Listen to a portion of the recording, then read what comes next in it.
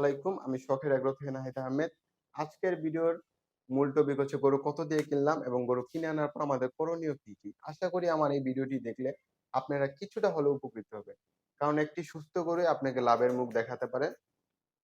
গরু কিনে নিয়ে আসার পর আমাদের ১ম করণীয় কাজটি হচ্ছে কি গরুকে আলাদা রাখতে হবে যাতে আপনি নতুন গরুর কারণে পুরাতন গরুগুলো অসুস্থ না হয়ে পড়ে সেদিকে আমাদের খেয়াল রাখতে হবে। যদি আপনি নতুন গরু কিনে নিয়ে আসার পর আপনার পুরাতন গরুগুলো অসুস্থ হয়ে পড়ে তাহলে আপনার বিশাল বড় একটি লসের সম্মুখীন হতে পারেন। তাই আমরা ১ম এ গরু কিনে নিয়ে আসার পর আমাদের গরুর ৪ টি পা ভালোভাবে পটাশ মিশ্রিত পানি দিয়ে ধৌত করে দিব। তারপর আপাতত অন্ততপক্ষে আমরা ৩০ মিনিট গরুটিকে বিশ্রাম দিব। কারণ সে অনেকটা পথ জার্নি দিয়ে আসার পর গরুটার উপর দিয়ে অনেক ধকল যায় যার কারণে ওর বিশ্রামের প্রয়োজন। অন্তত ৩০ মিনিট আপনারা গরুটিকে বিশ্রাম দিবেন। যাতে গরুটি শান্ত হতে পারে। গরুটি ৩০ মিনিট বিশ্রাম দেওয়া শেষ হলে আপনারা গরুর শরীর ভালোভাবে পানি দিয়ে ধুয়ে দিবেন। অনেক খামারি বা অনেকে বলে কি গরু ৩ দিন, ৪ দিন, ৫ দিন গোসল করানো যায় না। কিন্তু আমি সবসময় গরু কিনে নিয়ে আসার পরেই গরুকে পুরা শরীর পানি দিয়ে ধুয়ে দিই। ধুয়ে দেওয়ার পর ধুয়ে দেওয়ার পর আমি আবার পুনরায় পটাশ মিশ্রিত পানি দিয়ে গরুর ৪ টি পা ভালো করে আবার ধুয়ে দিই। এমনকি পটাশ মিশ্রিত পানি আমি গরুর শরীরেও এভাবে আপনাদের ধুয়ে দিই। যাতে শরীরে থাকা জীবাণুগুলো যাতে মারা যায়। কিন্তু আমাদের সবসময় একটা জিনিস খেয়াল রাখতে হবে, পটাশ যেমন পটাশের যেমন উপকারিতা আছে ঠিক তেমনি পটাশের অপকারিতাও আছে। কারণ পটাশ যদি পরিমাণের থেকে বেশি হয়ে যায় তাহলে গরুর শরীরে যদি কোথাও কাটা ছিঁড়া থাকে বা গরুর চর্মরোগ থাকে তাহলে আপনার গরু জ্বালাতন করতে পারে বা আ গরুর প্রচন্ড সমস্যা দেখা দিতে পারে। তাই আমাদের সবসময় করণীয় কি? পটাশ সীমিত পরিমাণে ব্যবহার করা। যেমন আমি এই ২০ লিটার বালতিতে মাত্র আপনাদের মাত্র আপনাদের ২০ গ্রাম পটাশ ব্যবহার করছি। পটাশ ব্যবহার করছি। আপনার যেকোনো ভেটেরিয়ান ডাক্তারের দোকান বা যেকোনো ফার্মেসি দোকানে গিয়ে এরকম ছোট টাইপের ২ টা পটাশের পট্টা কিনে নিয়ে আসবেন। ৳২০ নিবে। তারপরে ওই ২ টা পটাশে মিশ্রণ করবেন এই বালতিতে। তারপর আপনার গরুটিকে ভালো করে ধৌত করে দিবেন। আমাদের গরু কিনে নিয়ে আসার পর আরেকটা করণীয় কাজ থাকে সেটি হচ্ছে গরুর যদি জ্বর থাকে তাহলে আমাদের গরুকে অবশ্যই জ্বরের ট্যাবলেট দিতে হবে। কারণ একটি নতুন গরু কিনে নিয়ে আসার পর অবশ্যই গরুর শরীরে জ্বর থাকবে, ওর শরীরে ব্যথা থাকবে এটা স্বাভাবিক। গরু কিনে নিয়ে আসার পরে আপনারা সবসময় জ্বর মেপে নিবেন। আর না মাপলেও চলে আপনারা ১ম এ এই গরুটিকে আমি নিয়ে আসার পরে ফার্স্ট বেড দিয়ে দিয়েছি। আপনারা নতুন গরু কিনে নিয়ে আসার পরে ফার্স্ট বেড দিয়ে দিবেন। ফার্স্ট বেড দিয়ে দেওয়ার কারণে আর শরীরে যদি কোথাও ব্যথা বা থাকে তাহলেও তাও ভালো হয়ে যাবে। এমনকি গরুটির শরীরে যদি জ্বর থাকে তাও ভালো হয়ে যাবে। তাই আমি সবসময় ফার্স্ট বেড ব্যবহার করি এবং আমরা অনেক সময় গরু বাজার থেকে কিনে নিয়ে আসার পর আমরা অনেক সময় দেখি কি গরুর গোবর দিয়ে এই সাইড পুরাটা ভরে থাকে। মানে পাতলা পায়খানা যাকে বলি। পাতলা পায়খানা হয়ে থাকে। পাতলা পায়খানা হওয়ার কয়েকটি কারণ থাকে। যেমন গরু অতিরিক্ত জার্নির কারণে হতে পারে বা গরু সারাদিন রৌদ্রের মধ্যে থাকার কারণে গরম আটকা যাওয়ার কারণে অনেক সময় পাতলা পায়খানা করে।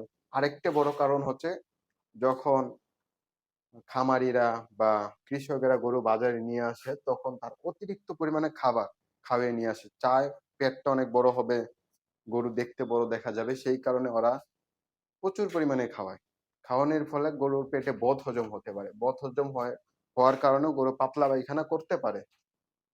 তো আপনারা সবসময় গরু কিনে নিয়ে আসার পর আপনারা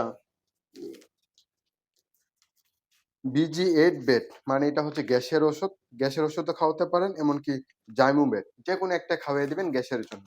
আপনি সবসময় যেকোনো ভেটেরিয়ান দোকান থেকে আপনারা গ্যাসের ওষুধ কিনে নিয়ে আসবেন এবং গরুকে গ্যাসের ওষুধ খাওয়িয়ে দিবেন। তাহলে আপনার আশা করি গরুর যদি বদহজম থাকে তাহলে ভালো হয়ে যাবে। আমি আমার এই গরুটিকে এগুলা ওষুধ দিচ্ছি না। কারণ হচ্ছে আমরা দেখতে পাচ্ছি আমাদের গরুর গোবর খুব ভালো আছে। তার মানে কি? দেখে বোঝা যাচ্ছে গরুটি সুস্থ আছে। এটা হচ্ছে একটি আদর্শ গোবর।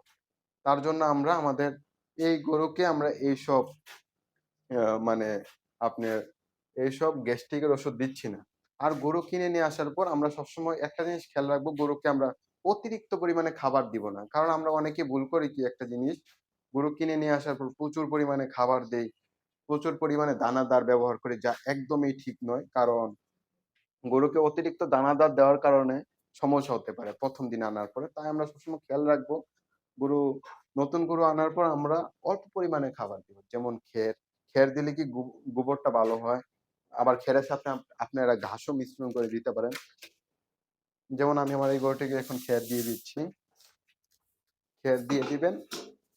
আর আবার আপনার আরেকটা কাজ করতে হবে। আপনারা যদি অভিজ্ঞ লোক হয়ে থাকেন তাহলে অবশ্যই গরুর মুখ চেক করে নিবেন। গরুর মুখের ভিতরে কোনো ঘাও আছে কিনা বা ঘা আছে কিনা তা চেক করে নিবেন। আর যদি আপনারা গরুর মুখ চেক না করতে পারেন তাহলে আপনারা সবসময় করবেন কি? একটা ভেটেরিনারি ডাক্তার এনে আপনার গরুর মুখটা চেক করবেন। মুখের ভিতরে কোনো ঘা-টা আছে কিনা। তো আমি এটা চেক করাইছি, এটার ভিতরে কোনো ঘা-টা কিছুই নাই। তার জন্য আমার কোনো ভেটেরিনারি ডাক্তার আনতে হয়নি। আপনাদের আরেকটি কথা বলা হয়নি। গরুটি কত দিয়ে কিনলাম? গরুটি আমার কিনা পড়ছে ৳১,০৮,০০০। গরুটা আমি কিনে এনেছি কাইতলা বাজার থেকে। আমাদের টাঙ্গাইলের একটা বাজার কাইতলা বাজার। সেখান থেকে আমি গরুটি কিনে নিয়ে আসলাম ৳১,০৮,০০০। এই গরুটির আনুমানিক ওয়েট হবে প্রায় ৪ মণ। আরেকটা কথা বলা হয়নি। আপনারা গরু আরেকভাবেও বুঝতে পারবেন গরুটি সুস্থ আছে কিনা। গরুর গায়ে যখন হাত বুলাবেন তখন দেখবেন কি পশমগুলা যদি মসৃণ থাকে তাহলে বুঝতে পারবেন আপনার গরুটি পরিপূর্ণভাবে সুস্থ আছে। এটাও একটা নিয়ম। আর গরুর পশমগুলা যদি জার কাটার মতো মানে খাড়া অবস্থায় থাকে তাহলে বুঝতে হবে গরুটির শরীরে অবশ্যই জ্বর আছে বা অন্য কোনো রোগ আছে। এগুলা বোঝা যায়। তো আমার এই গরুটির পশম পরিপূর্ণভাবে মসৃণ যার কারণে আমি বুঝতেছি আমার এই গরুটা পরিপূর্ণ সুস্থ। আমার তেমন কোনো ওষুধের দরকার নেই দরকার নেই। আরেকটা কথা, এটা হচ্ছে আমাদের YouTube চ্যানেলের ১ম ভিডিও। আপনাদের যদি আমাদের ভিডিওটা ভালো লেগে থাকে তাহলে অবশ্যই চ্যানেলটি সাবস্ক্রাইব করে পাশে থাকবেন। আসসালামু আলাইকুম।